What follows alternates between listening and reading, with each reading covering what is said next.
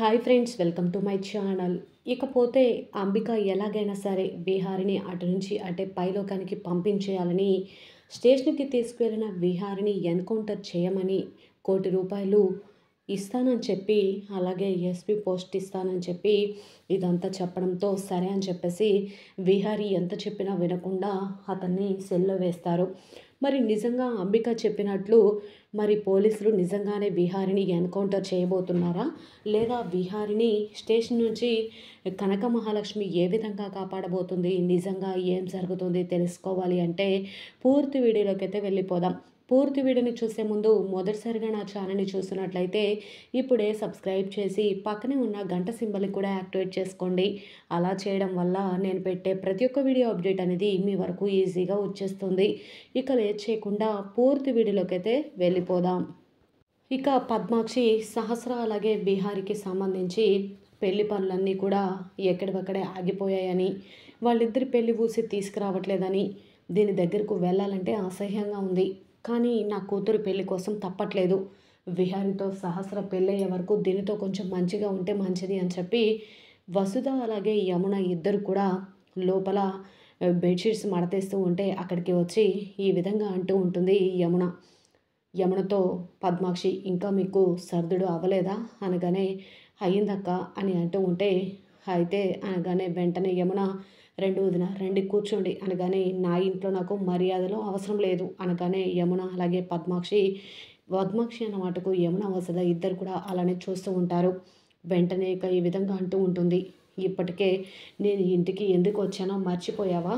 ఎన్నాళ్ళో పంతం అన్నీ కూడా వదిలేసి ఇంట్లో అడుగు పెట్టానంటే దేనికి వచ్చానో మర్చిపోయావా అని అడుగుతూ ఉంటే, సహస్ర అలాగే విహారీ పెళ్ళి జరగడం కోసం వదిన అనగానే, అది నీకు గుర్తుందా? ఇప్పటికే విహారీ అలాగే సహస్ర పెళ్లి పీటల వరకు వచ్చి 2 సార్లు ఆగిపోయింది అనగానే ఆ మాటలు అటువైపుగా వెళ్తున్న విహారీ ఆగి వింటూ ఉంటాడు. ఈసారి కానీ విహారీ పెళ్ళి సహస్ర పెళ్ళి ఆగిపోతే నా కూతురు బ్రతకదు. ఏం చేస్తావో నాకు తెలియదు. నువ్వే దగ్గరుండి విహారీ సహస్ర పెళ్ళి జరిగేలా చేయాలి. లేకపోతే దీనంతటికీ కారణమైన నిన్ను ఊరికే వదలను అనగానే వెంటనే ఇక సరే వదిన, నువ్వేమి కంగారు పడకు, ఖచ్చితంగా విహారీ సహస్రాల పెళ్ళి జరుగుతుంది అనగానే సరే అని చెప్పేసి వెంటనే ఇక అక్కడి నుంచి పద్మాక్షి వెళ్ళిపోతుంది. విహారీ కూడా వెళ్ళిపోతాడు. ఇక ఆఫీస్కి వెళ్ళడానికి ఫైల్ తీసుకొని కనక మహాలక్ష్మి బయటకు వస్తూ ఉంటే మదన్ వెంటనే ఆగు లక్ష్మి, లక్ష్మి అని అంటూ ఉంటే లక్ష్మి ఆగుతుంది. మళ్ళీ వెంటనే వెళ్ళిపోతుంటే, ఆగు లక్ష్మి, ఒక్క నిమిషం నీతో మాట్లాడాలి అని అంటూ ఉంటే, ఏంటి చెప్పండి అనగానే వెంటనే మదన్ ఇలా అంటూ ఉంటాడు, ఏంటి లక్ష్మి ఏం మాట్లాడకుండా వెళ్ళిపోతున్నావు? నేను ఎప్పుడు ఇంత అంబాసిడర్గా లేను, ఎందుకో నాకు అర్థం కావట్లేదు, అసలు నాకు చిరాగ్గా ఉంది. అయినా నువ్వు వెళ్ళడానికి టికెట్లు అన్నీ బుక్ చేసుకున్నట్టు, కానీ చివరికి వెళ్ళే ఫ్లైటే లేదు. అలాంటిది నీ భర్త నిన్ను వదిలేసి వెళ్ళిపోయాడు. నీ భర్త వస్తాడన్న గ్యారెంటీ నీకు అనిపిస్తుందా? వచ్చేవాడైతే ఇన్నాళ్ళు ఆగుతాడా? అయినా నువ్వు ఎందుకు నా ప్రేమను అర్థం చేసుకోవట్లేదు అని అంటూ ఉంటే, విహారి గురించి ఇండైరెక్ట్గా మదనిక మాట్లాడుతూ ఉంటాడు కదా. అనుకోకుండా విహారి తన భర్తని తనకు తెలియకపోయినా విహారి గురించి ఇండైరెక్ట్గా మాట్లాడినట్టే, అసలు వాడు వస్తాడో లేదో తెలీదు, అయినా రాని వాడి కోసం ఎందుకు ఇలా చేస్తున్నావు? నీలాంటి అందమైన అమ్మాయిని వాడు వదిలేసి వెళ్ళాడంటేనే వాడు ఎంత మూర్ఖుడో అర్థమవుతుంది అని అంటూ ఉంటే, మదన్ బాబు ఒక్కసారి ఆయన గురించి మీరు తప్పుగా మాట్లాడొద్దు అని అనగానే వెంటనే విహారి అప్పుడే ఆఫీస్కి బయలుదేరి వస్తాడు కదా. లక్ష్మి మదన్పై అరవడం చూసి షాక్ అయిపోతాడు. లక్ష్మి ఏంటి ఇలా మాట్లాడుతుంది, మదన్కి ఎదురు తిరిగి మాట్లాడుతుంది, అది కూడా నా విషయంలో అన్నట్టుగా చూస్తూ ఉంటాడు. వెంటనే ఇక విహారీ, చూసావా లక్ష్మి ఎలా మాట్లాడుతుందో, నేను అన్న దాంట్లో తప్పేముందిరా అనగానే, నీకు చెప్పాను కదా, అయినా నువ్వు లక్ష్మిని ఫోర్స్ చేయకురా, తనకి ఇష్టం, కొంచెం టైం ఇద్దాం, ఆ టైంకి ఆ నిర్ణయానికి మనం కట్టుబడి ఉండడం తప్ప చేసేది ఏం లేదు, లక్ష్మి ఆఫీస్కి వెళ్దాం పద అనగానే సరే అని చెప్పేసి లక్ష్మి అలాగే విహారీ ఇద్దరు కూడా కార్లు బయలుదేరి ఆఫీస్కి వెళ్తూ ఉంటారు. వెంటనే విహారీ కార్ డ్రైవ్ చేస్తూ లక్ష్మి వైపు చూస్తూ నవ్వుతూ ఉంటాడు. ఏంటి లక్ష్మి, ఇందాక మదన్పై అంత కోపంగా అరిచావు అనగానే, మరి మీరు కూడా ఎప్పుడు మదన్ని పెళ్లి చేసుకో లక్ష్మి అని చెప్పి మీరు కూడా లక్ష్మిని ఇబ్బంది పెట్టొద్దు, ఫోర్స్ చేయొద్దని చెప్పారు కదా అనగానే, ఏంటి నా క్వశ్చన్ నాకే తిరిగి వేశావు, నువ్వు సామాన్యురాలు కాదు లక్ష్మి అనుకున్నంత అని అంటూ ఉంటే, మీ అంత తెలివైన దాన్ని కాదులేండి విహారీ గారు అని అంటూ ఉంటుంది.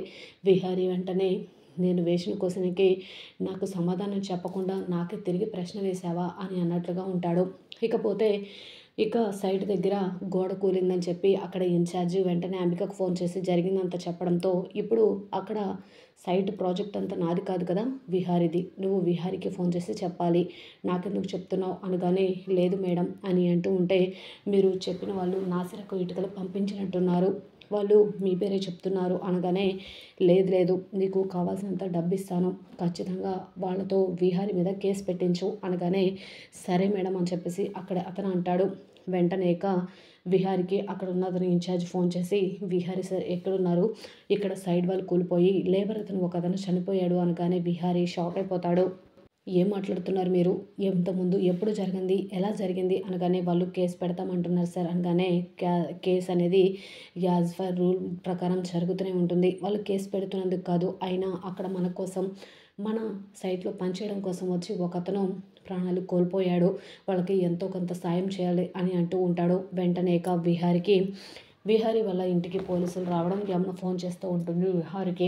ఫోన్ చేయగానే, ఏంటమ్మా అని అంటూ ఉంటే, విహారీ నీకోసం పోలీసులు ఇంటికి వచ్చార్రా. అక్కడ సైట్‌లో ఏదో జరిగి ఒకతను ప్రమాదంలో చనిపోయాడని పోలీసులు వచ్చారు. నిన్ను అరెస్ట్ చేస్తామని అంటున్నారు అనగానే, సరే అమ్మా నేను వెంటనే వచ్చేస్తున్నాను అని చెప్పి విహారీ అలాగే లక్ష్మిని తీసుకొని ఇంటికి వచ్చేస్తాడు. అప్పటికే పోలీసులు ఉంటారు.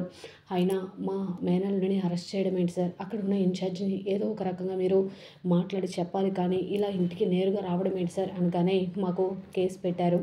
మేము రూల్ ప్రకారం అన్నీ ఫాలో అవ్వక తప్పదు కదా మేడం, అందుకే వచ్చాము అని అంటూ ఉంటారు. వెంటనే ఇక మీరు ఎవరితో మాట్లాడుతున్నారో అర్థమవుతుందా? ఎవరిని అరెస్ట్ చేయడానికి వచ్చారో అర్థమవుతుందా అని చెప్పి అంబిక కూడా అంటూ ఉంటుంది. అయినా కూడా విహారీ రావడం, లక్ష్మి కూడా ఎంత చెప్పినా వినకుండా తనని స్టేషన్‌కి తీసుకొని వెళ్ళిపోతారు. స్టేషన్‌కి తీసుకొని వెళ్ళిన తర్వాత అక్కడ కూర్చున్న ఎస్ఐ ఇక మాట్లాడుతూ ఉంటాడు ఫోను. అప్పుడే అంబిక ఫోన్ చేసి కావాల్సినంత డబ్బు ఇస్తానని చెప్పి, కావాలంటే 50,00,000 కోటి ఎస్పీ ప్రమోషన్ ఇస్తాననగానే ఆ ఎస్ఐ అనే అతను తన మాటలకి పడిపోయి, సరే మేడం అని చెప్పేసి అంటూ ఉంటారు. విహారీ అక్కడ కూర్చుంటే కావాలని తనని లాక్కుని వెళ్ళి సెల్లులో పడేసి తనని ఇబ్బంది పెడుతూ ఉంటారు. అదేంటి నన్ను విచారిస్తానని చెప్పి సెల్‌లో పడేశారేంటి? అయినా మీరు చేస్తుంది కరెక్టేనా అని అంటాడు విహారీ. అయినా కూడా వినకుండా వాళ్ళు, నీకు మర్యాద ఇచ్చేదేంటి అన్నట్లుగా మాట్లాడుతూ ఉంటారు. అయితే ఇంటి దగ్గర అంబిక మాత్రం చాలా సంతోషపడుతూ ఉంటుంది. విహారిని ఎన్కౌంటర్ చేస్తే ఖచ్చితంగా ఈ ఆస్తిపాస్తులన్నీ తనకే వస్తాయని, తప్పన ప్రాజెక్ట్ అంతా కూడా వస్తుందని, సుభాష్‌ని జైలు నుంచి విడిపించొచ్చని అన్నీ కూడా ప్లాన్ చేసుకుంటూ ఉంటుంది అంబిక. మరి నిజంగా విహారిని పోలీసులు ఎన్కౌంటర్ చేయబోతున్నారా? మరి పోలీసుల బారి నుంచి విహారిని ఎవరు కాపాడబోతున్నారు? లక్ష్మి ఏ విధంగా ప్రయత్నించబోతుంది? దీనంతటికి కారణం మరి అంబికనేనని, అంబికే ఇదంతా చేపించిందన్న నిజాన్ని పోలీసుల ముందు బయట పెట్టబోతుందా? అసలేం జరగబోతుంది అనేది చూడాల్సిందే.